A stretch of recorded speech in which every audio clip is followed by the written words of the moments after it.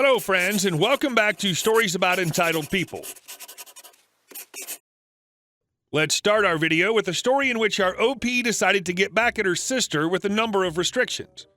But before we begin, don't forget to subscribe to our channel if you're new here and turn on notifications so you don't miss a new video every single day.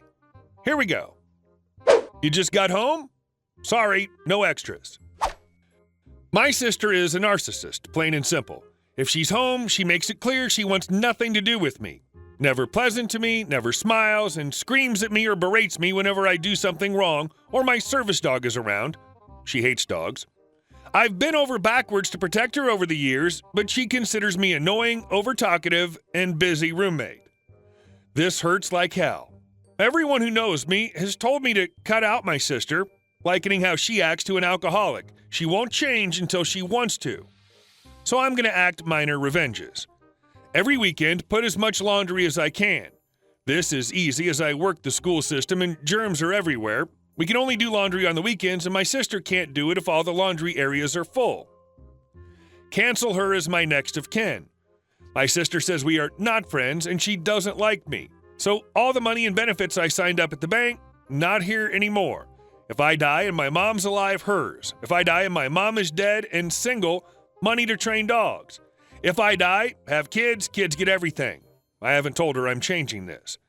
Take her off the emergency contact list. I've been in an accident, she can hear about it through the grapevine.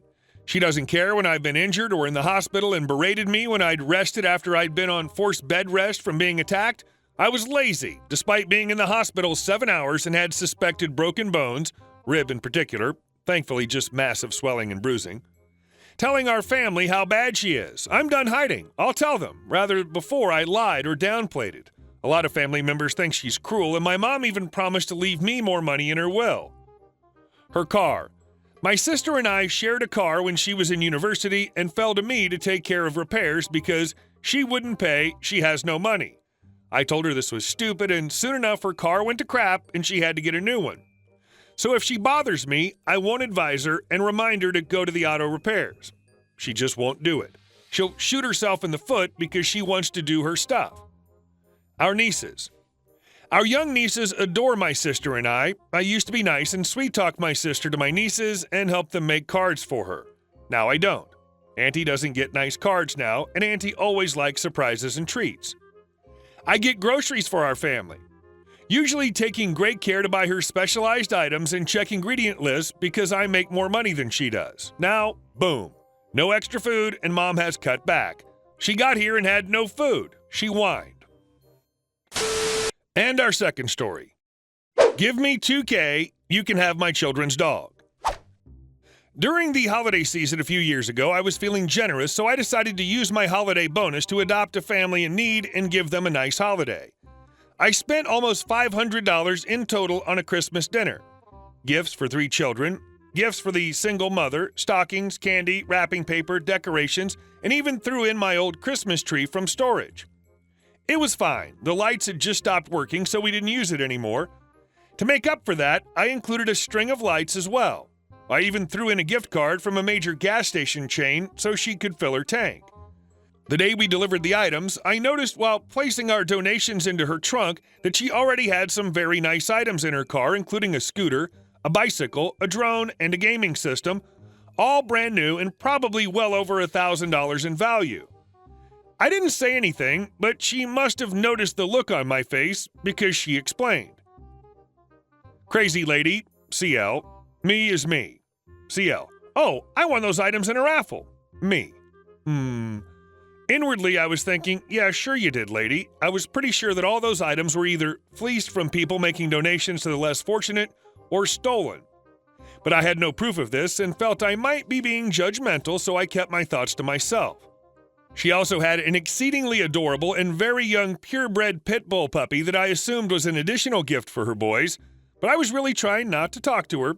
I was annoyed and afraid it'd all come out if I opened my mouth, so I didn't ask. I know it probably seems like I'm being harsh, like how dare she already have gifts for her children? But it was the grandeur of these gifts that got to me. She really didn't need any charity. So why had she accepted it? Not just accepted, but actually messaged me and begged for it, going on and on about her hardships and never once mentioning she already had a trunk full of expensive gifts for her boys.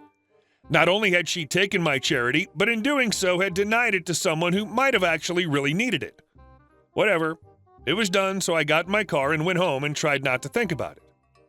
That became a lot more difficult, though, over the weeks that followed, as I saw her literally begging over and over in all the local swap/sell groups.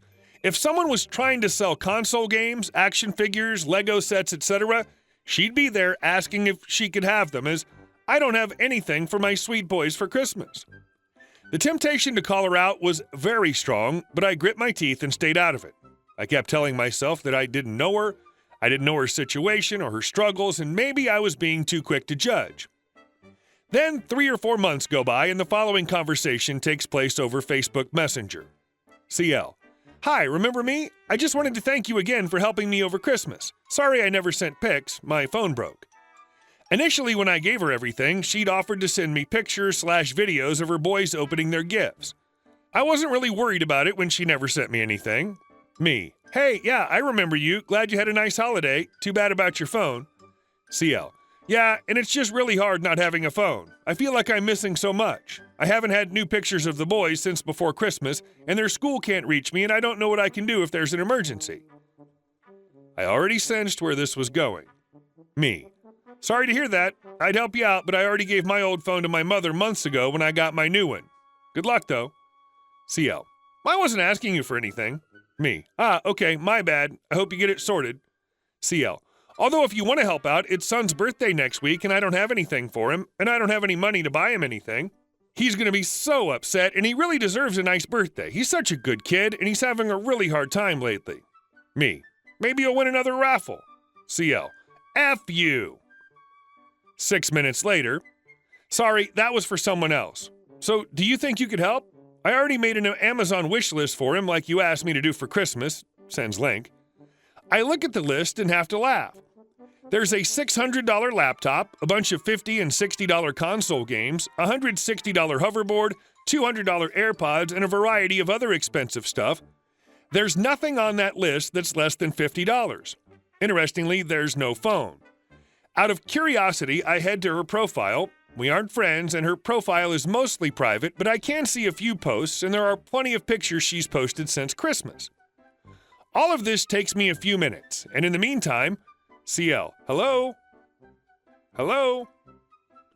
Did you see it? What did you think? Can you help?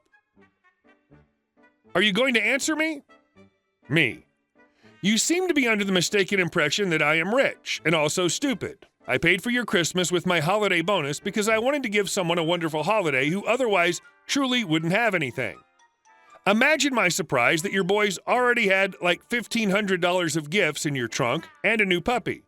Your children had a better holiday than my daughter did. By far.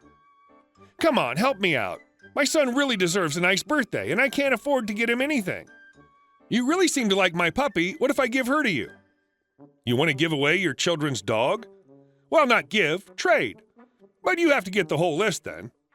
I go and calculate the cost of her entire list. It's over $2,000. She wants $2,000 of high-end electronics in exchange for a now half-grown puppy that was a Christmas gift for her children. Me: Sorry. No. Good luck, though. At this point, CL goes on a swearing tangent, calling me every name in the book that I'm not going to try and repeat. She whines that I'm going to ruin her son's birthday. She also says she's going to report me to Facebook. I could just see how that would go. Hello, Facebook? Yeah, this woman gave my children a whole bunch of stuff for Christmas, and now she won't get them anything for their birthday. I demand justice. I love that you told her, maybe you'll win another raffle. That was an epic reply. And our next story. I guess the car's still mine then. When I was 18, late 1990s, I had a silver AMC Spirit with powder blue interior. I didn't know crap about cars, but it was a sexy little oil dribbling thing. It had bald tires that would spin the car 360 degrees if I didn't brake cautiously, but I loved it. Until it died unexpected, and I had to have it towed to a shop a week before I was to leave the country for 4 months. I was a kid and didn't know cars, and something major was wrong that I don't remember, but I couldn't afford to fix it. Something like $4,000 to repair. I couldn't afford it and was leaving the country for a while anyway. The mechanic said I could just leave it there and they would just deal with it or scrap it if I didn't care. Cool. I no longer have a car, but I'm leaving anyway, so who cares? I paid the bill for the work they did and left. When I got home from my many months abroad, I went through a massive stack of mail that included one letter saying the car had been impounded, another that it had been auctioned off, and after the auction date, several parking tickets that amount to about $400. I called the city and asked how I could be liable for parking tickets after the car was auctioned to a new owner. They said it was still in my name. The new owner hadn't changed the title. It was my responsibility. I was furious, but what could I do? The title was in my name, and they couldn't even give me the name of the person who bought it. I had to pay, or it'd be sent to collections. So I'm walking to my friend's apartment, a block away from my old place and right across the street from her building. I see my car. I still have keys, so I go home and frantically grab them and go back. I get into the car and start pulling all the papers from the glove box and sort through them looking for the new owner's name. Just then, two guys run up screaming that I'm in their car, and what the F do I think I'm doing? I say, you bought it from auction and didn't change the title. You owe me $400 for the parking tickets in my name. They insist they don't owe me crap. Not my fault you left it in your name. I smile and calmly start the engine and say, okay then, it's in my name, it's legally mine, and drive away. Thanks for repairing the engine. Now that's a great story. It would have cost you $4,000 to get it repaired, but in the end, it only cost you $400. That's brilliant. Hey guys, thank you all for watching the video. I'll see you in the next one.